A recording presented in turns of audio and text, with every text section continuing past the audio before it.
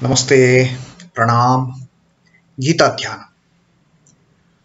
Om Parthaya Pratibodhitam Bhagavata Narayanena Swayam Vyasena Gratitam Purana Munina Madhye Mahabharatam Advaitam Ratavarshinim Bhagavatim Ashtadashadhyayinim Ambatva Manusandadhami Bhagavad Gite Bhavatveshinim.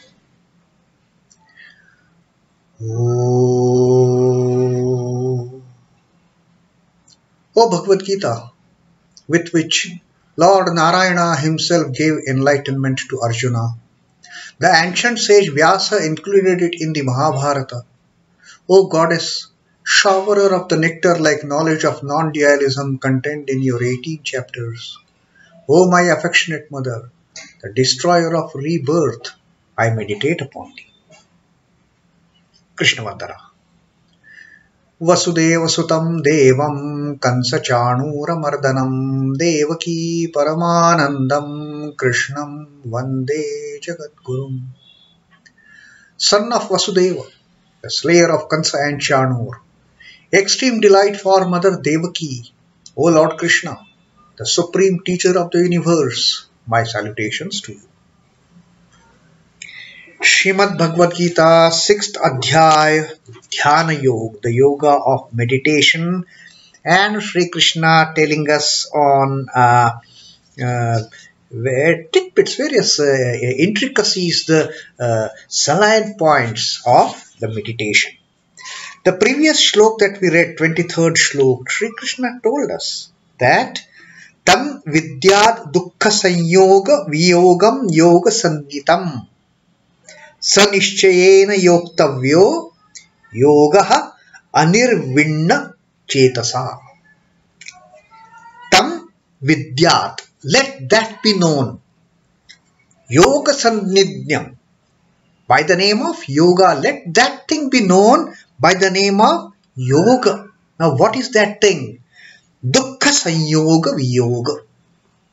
Dukkha sanyoga is attachment to the miseries, to the sorrows, to the pains, and viyoga, dissociation of that association with sorrows, let that be known as yoga. Be free from all the pains, be free from all the sorrows, be free from all the dukkha. Have no attachment with dukkha. And then, sa nishchayena yoktavya, with a determined mind, perform it, practice it with a determined mind. Yoga anirvinna chetasa. Anirvinna chetasa is not with the confused mind, not with the desponding mind, not with the grieving mind, but undespondent mind, without any conflict in the mind, without any confusions in the mind, without any despondency in the mind. With that state of clean mind, nirvinna, undespondent mind, practice it with determination. Nishchayena, not like haphazardly. It has to be done with great determination. And to that shlok, what Sri Ramakrishna had given an example, that the fire under the milk has to be removed so that the milk doesn't start simmering, boiling, jumping in that pot. Let it remain calm. Let it remain unruffled. Like that, the mind, like that, the unruffled mind, nirvinna. Practice it with determination. And then Sri Ramakrishna had also told us that on this wise, the man who takes to practice of yoga out of curiosity, pursues it vehemently for some time and then abandons it once for all. Put fire under the milk pot, milk start jumping, remove the fire, again milk is gone, come down. There is no boiling, there is no simmering, there is no jumping up and down. Again put the fire, oh, I am going to do this. Man should not be like this. That is what Sri Ramakrishna says. That's what Sri Krishna also taught us in the 23rd shloka. Now, how to get to that position of dukkha sanyoga viyoga? Getting dissociated with the attachment with these pains and all the negative things, the sorrows, the unhappiness, the unpleasantries. How to get rid of? Only one thing is causing our association with the pain. Our desire for pleasure puts us hands in hands with the pain. Now for that, Sri Krishna is telling in this 24th shloka, how to avoid that? What is the way to avoid that? What is the way to dissociate with the pains, the sorrows, the miseries? Saṅkalpa-prabhavān kāmāns tyaktvā sarvān aśheṣhataḥ manasaivendriya-grāmaṁ viniyamya samantataḥ. Saṅkalpa-prabhavān kāmāns tyaktvā. That is the key for getting dissociated with the association of the pain. Sankalpa. Whenever we do anything, we have some kind of resolution in mind. If this happens, I am doing this, let this happen. I am doing this 1008 japa, let my illness get over. You see, always there is some kind of a hidden motive, hidden resolution behind performing any task. What Sri Krishna says in this, sankalpa, that is called as sankalpa, that resolution, that thought process. I am doing this so that this should happen. That motive, that is the sankalpa. Saṅkalpa-prabhavān, the thing which is born out of sankalpa. Kāmāns tyaktvā sarvān aśheṣhataḥ. All those desires which are born out of sankalpa, saṅkalpa-prabhavān. Kāmāns tyaktvā, all these desires which are arising out of this motive of doing something, get rid of it. Tyaktvā, just abandon it. All those desires. Abandon the desires which are born out of this motive of doing anything. Sarvān aśheṣhataḥ, all desires, and aśheṣhataḥ, absolutely. Let not even a trace of the desire remain in the mind. Manasaivendriya-grāmaṁ,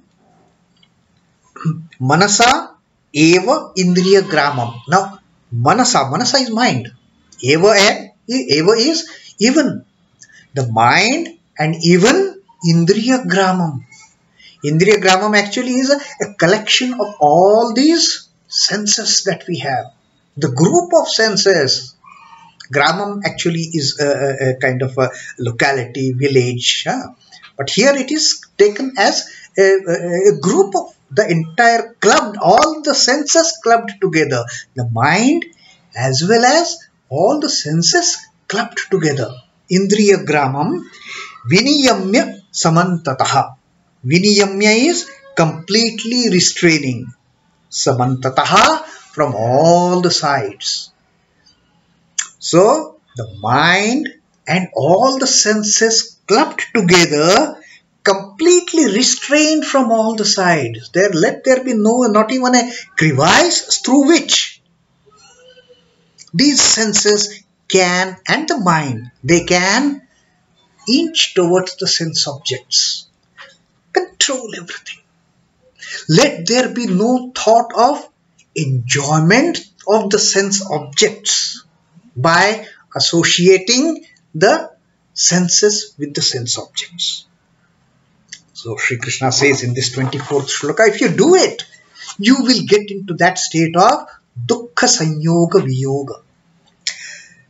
Abandoning without reserve all desires born of sankalpa, born of that motive, born of that resolution of doing the work, and curbing in by the mind all the senses from all sides.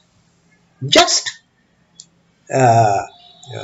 viniyamya, just with a harshly, with a very strong mind, just curb all the senses from all the sides. Let they not get entangled with the sense objects to derive any pleasure. If there is no pleasure, there is no pain. That is sure short formula Sri Krishna is giving us.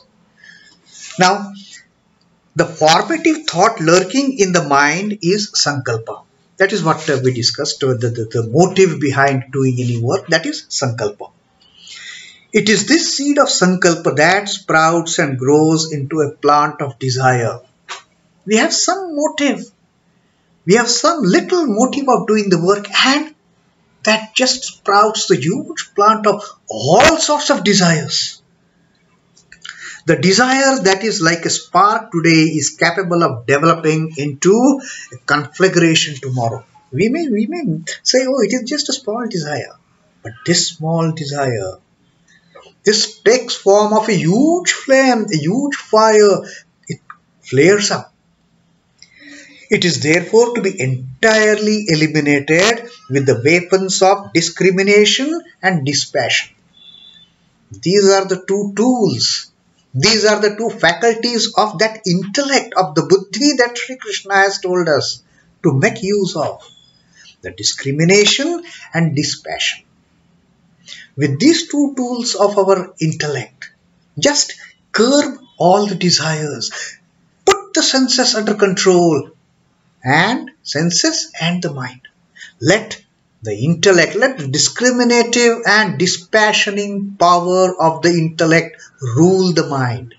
And then there won't be any chance of getting trapped into that allurement of pleasures and subsequently also getting into the sorrows and miseries and pains. The senses are safe only when freed from desire. So, Sri Krishna in this 24th Shloka of the Dhyana Yoga says, get rid of desires born even out of sankalpa. Now, Sri Ramakrishna says, his teaching is also wonderful on this particular aspect. However carefully a man may move about in a room full of soot. Soot is the black powder. A room is there, totally covered with the black powder on all the walls, and the man has entered that room.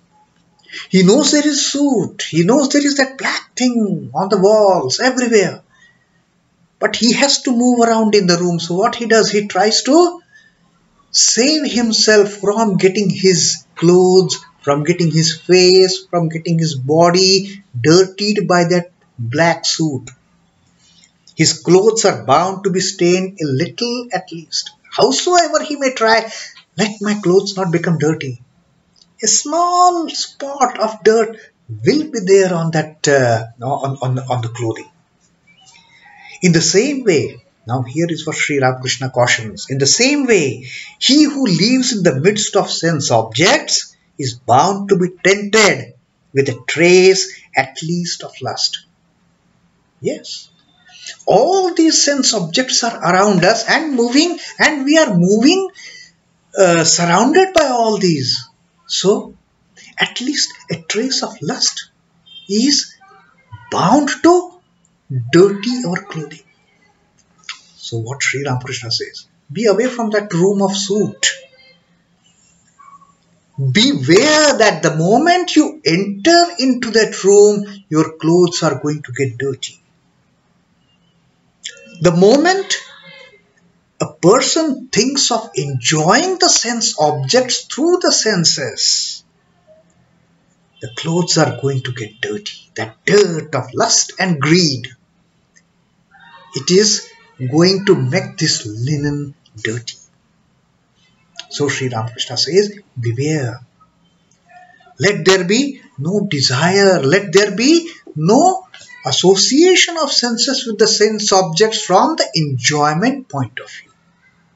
Look at the sense objects as verily the manifestation of the Brahman. Then there won't be any tainting. There won't be any dirt. There won't be any clinging of that lust and greed to this clothing. So, Sri Krishna says in this 24th shloka that get rid of the desires born out of sankalpa. And not in parts. Sarvān aśheṣhataḥ, totally. Unless we do it totally, unless we do it without reserve, have no reservation of getting rid of those desires. It should be cutthroat. It should be like the sword cutting a piece into two. No in between. Either here or here. So cut asunder the desires with that sword of discrimination and dispassion. And get it to the state of dukkha, sanyoga, viyoga, and be happy. Get it to that state. Enjoy that ultimate bliss, which is devoid of any pain, which is devoid of any misery, which is devoid of any gloom, any sadness. So that was the wonderful teaching of Sri Krishna and the example quoted by Sri Ramakrishna in this commentary by Swami Chidbhavananda ji. So that is our reading of the Dhyana Yoga 6th chapter 24th shloka for the day. Om Namo Bhagavate Vasudevaya. Sri Krishna Arpanamastu. Jai Sri Ramakrishna. Jai Thakur. Jai Ma. Jai Swami.